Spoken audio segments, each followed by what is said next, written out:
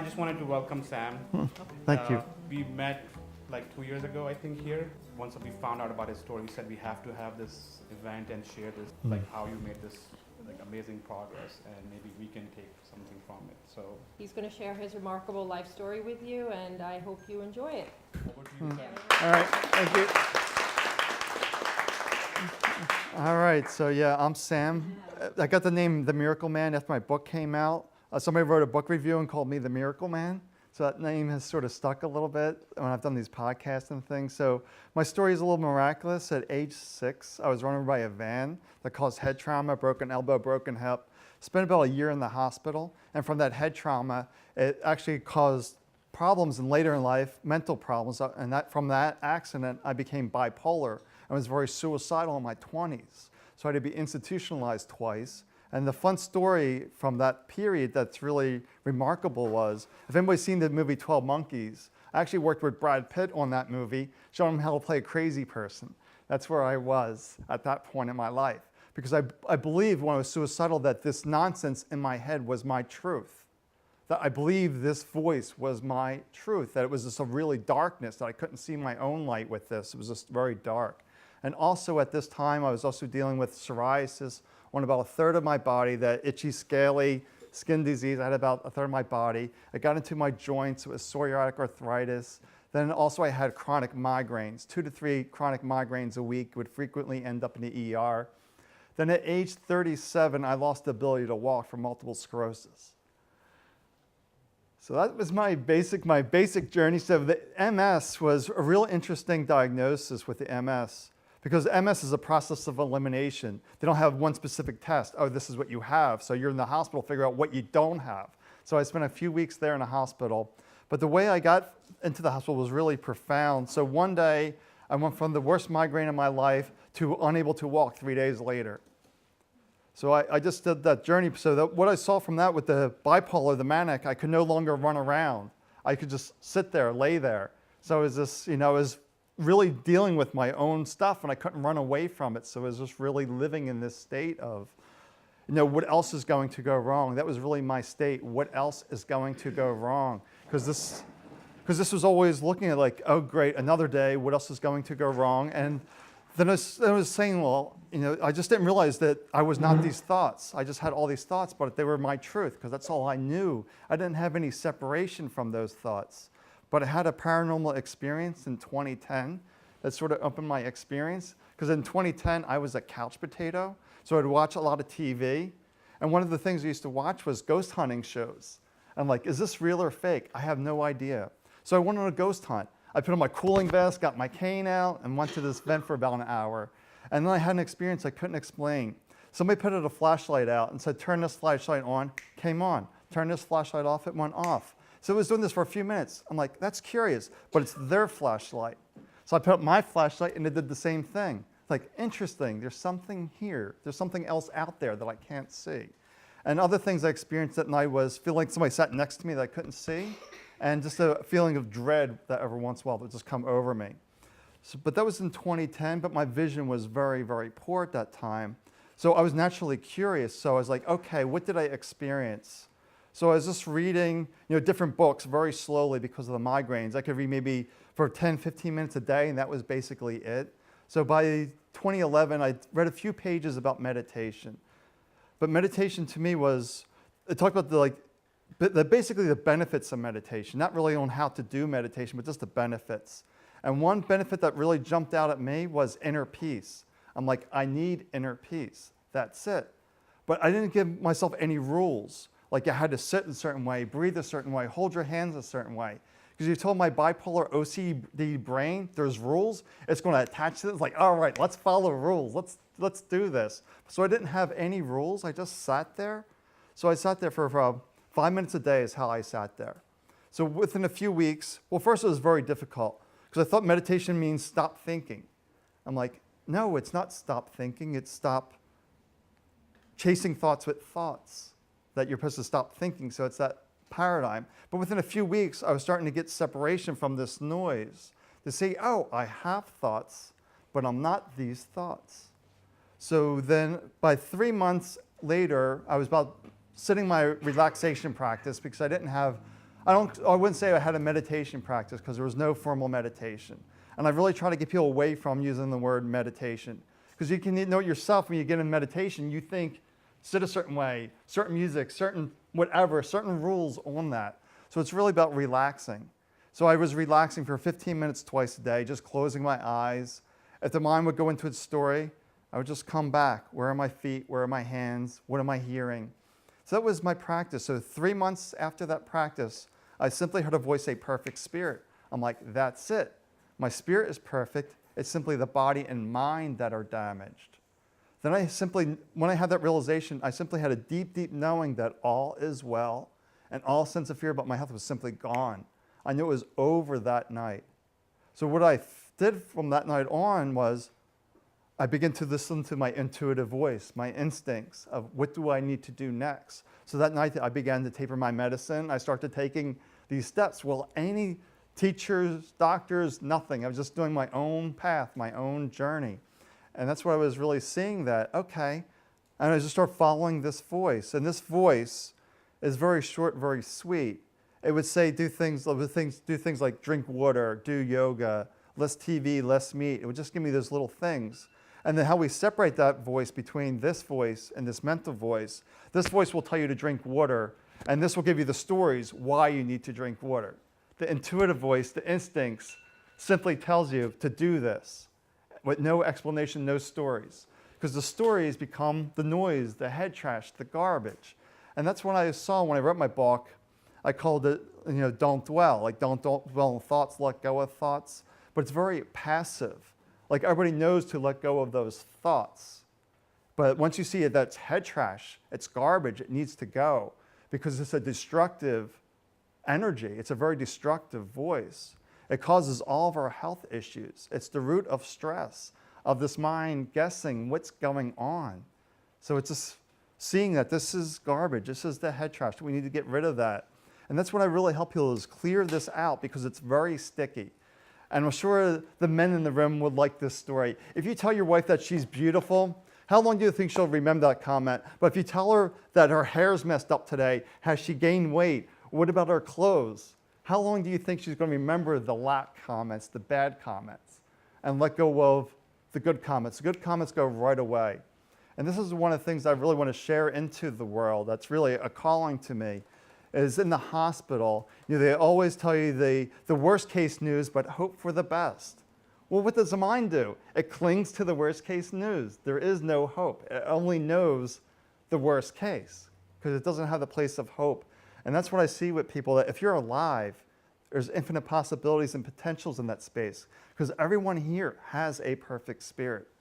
We are that one perfect spirit of consciousness, and we're just in these various forms. And this mind's creating all this separation that this person's better than me, less than, and all these crazy stories that just don't serve us.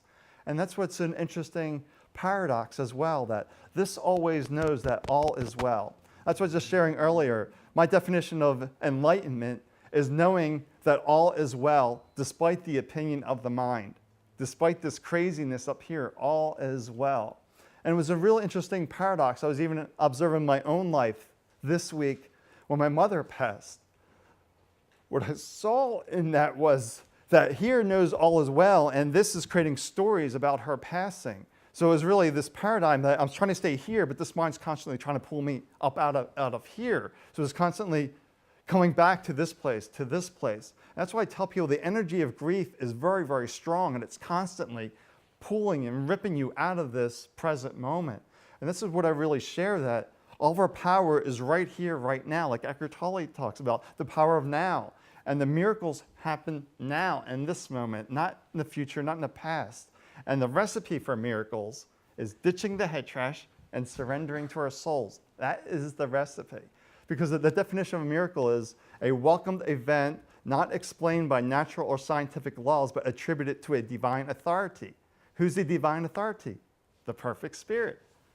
So if you tap into that perfect spirit, then you know your recipe moving forward. So what I really tell people is clear this, so you can trust your own instincts, your own intuition, to see what is your recipe. Everyone here has their own different recipe. There's 7 billion people in the world that each have their own recipe. Even triplets and twins will have their own recipe because of different life perspectives, their different thoughts. And this nonsense that destroys everyone, this head trash, it really belittles everyone, saying you're not good enough. But it's really interesting when you look at it in the spiritual journey, you look at it. I came to earth for this specific body and this specific human experience. How could this body be imperfect? How could there anything wrong with this body? We actually came in to this human body saying, this is the body I want, these are the parents I want, these are the experience I want. But yet the mind complains about that you did this, you set this up for yourself. So this is your tools to learn, to grow from that. And just realize that regardless of your experience, it's just a temporary human experience, because the real you is right here. And this is what I really share with people, that your perfect spirit is right here, right now. It just knows that all is well, despite the stories, the craziness that's up here. Because everybody's had those hunches that I need to go do this job a certain way. But your mind convinces you to do it a different way. Then you look back and say, I should have trusted my instincts and done it this way to begin with.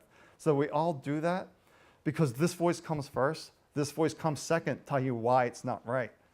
So this voice is always coming second, saying why this voice is not correct. It's rarely in agreement with this voice. It usually likes to see that it wants to stay in control as much as it can.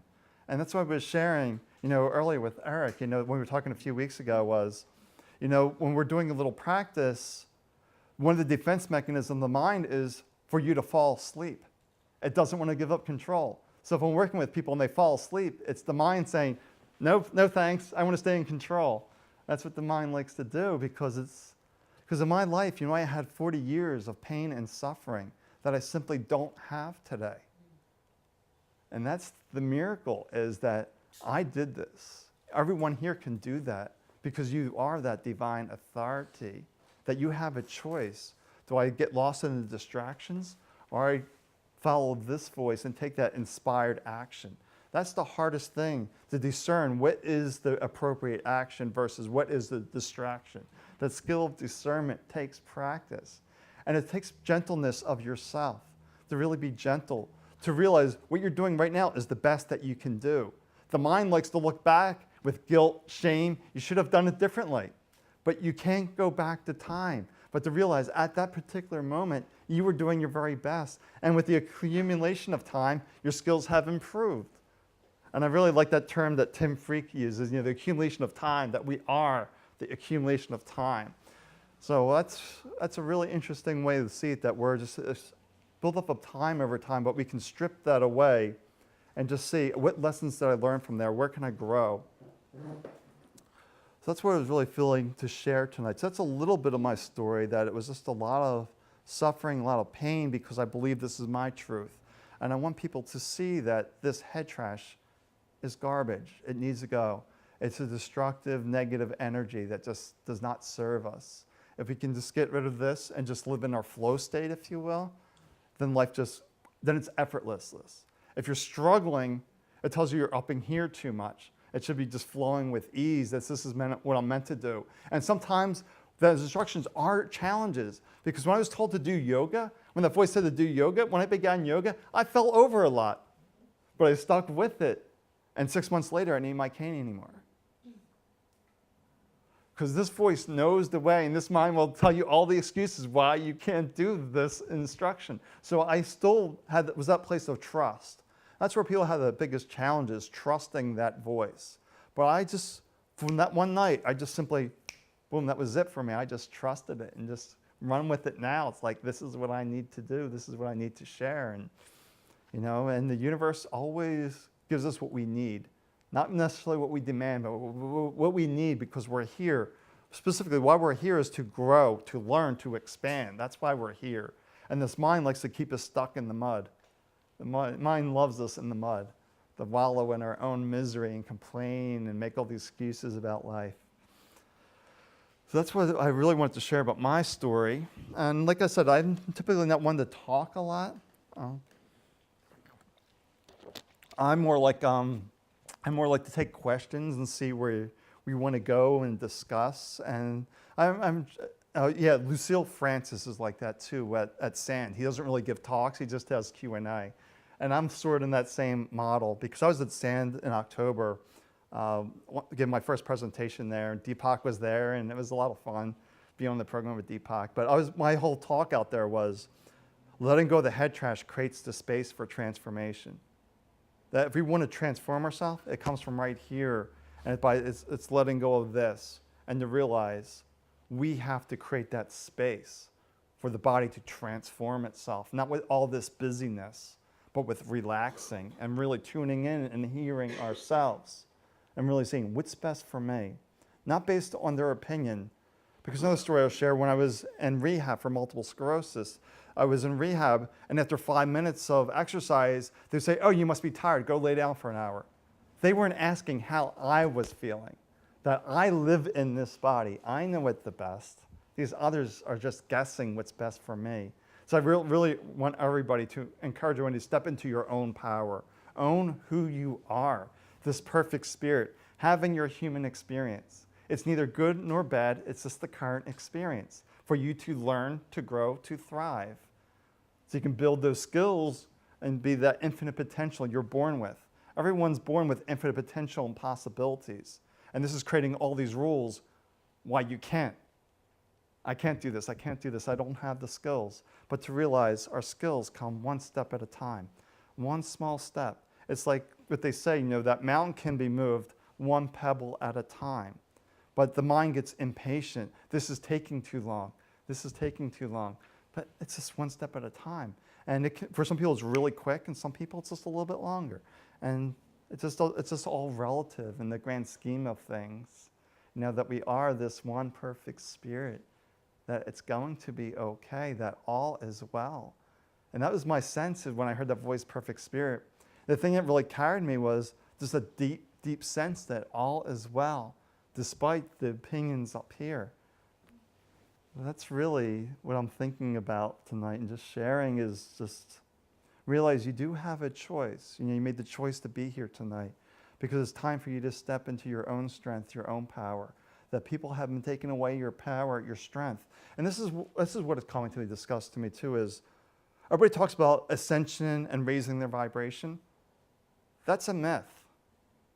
You're restoring your vibration because your perfect spirit, nothing vibrates higher than your perfect spirit. What your head trash is doing, like, the way I can think of it, like your perfect spirit is this bell, this pure, perfect tone. All these beliefs and opinions are putting tape on your bell, lowering your vibration. So when you rip off that tape, you're just restoring your vibration. And there's nothing greater than your own vibration. And the true healing comes from within us. True lasting healing is within us. That there's healers out there, and they're not letting you tap into your own strength. That healing's not going to last because it's not coming from you. True lasting there. Because I say, I don't want to heal people, I just clear this, allow their perfect spirit to take over. Because this knows the way.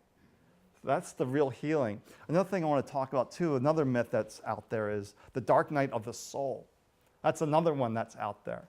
How can a soul go dark? This is our light. It's always shining bright. It's like our lighthouse. What goes dark is the mind, the dark night of the mind. Not necessarily the dark night of the soul, it's the dark night of the mind. Throwing darkness over your light, trying to throw blankets on it, pour water on it, trying to extinguish your light any way possible. But it's actually the darkness of the mind. And this is what I saw when I was suicidal, that this was so dark, I couldn't see my light. And that's why I help people that are suicidal to get that little spark, to get some hope, some inspiring to them, to break through, maybe a little pincushion into that little darkness, that there's a little hope there. But that's where you just get so encompassed in this darkness that you can't see your truth. That's when you start believing the opinions of other people, that I'm not good enough, that I'm not worthy, I'm not deserving. So it's really the dark night of the mind, not necessarily to realize this is your lighthouse. It's leading you to safety, away from the rocky shores. The head trash is trying to slam you into the rocky shores. It really is. It's just constantly, and for me, it was really slamming into the rocky shores. And when you're suicidal, it's saying, just give up, just give up. It's not worth it. But that was my lesson that I chose in this lifetime. And what I didn't really talk about when I was 6 years old, when I was hit by a car, was my near-death experience. So at age 6, I had a near-death experience. It was a little unusual. What I remember distinctly that night was being placed from blackness to being placed in the body, then looking out and seeing this bright white light and 3 silhouettes on me, these 3 beings on each side of me, removing my life support. They were removing my life support. So what I remember distinctly that morning, because I didn't understand what was going on. You know, I was really a mess after being run over by a van. But what I didn't realize, my mom didn't step back and say, how could the 6-year-old boy do this? How could he remove his tubes? How could he remove his life support? Because to her, there was nothing else out there. So it had to be him. So when mom said that to me, it's like, it had to be me. There's nothing else out there. So it sort of suppressed that memory. But then when I was writing the book and I looked back at that and I was like, I get it now. We don't need the outside world to heal ourselves.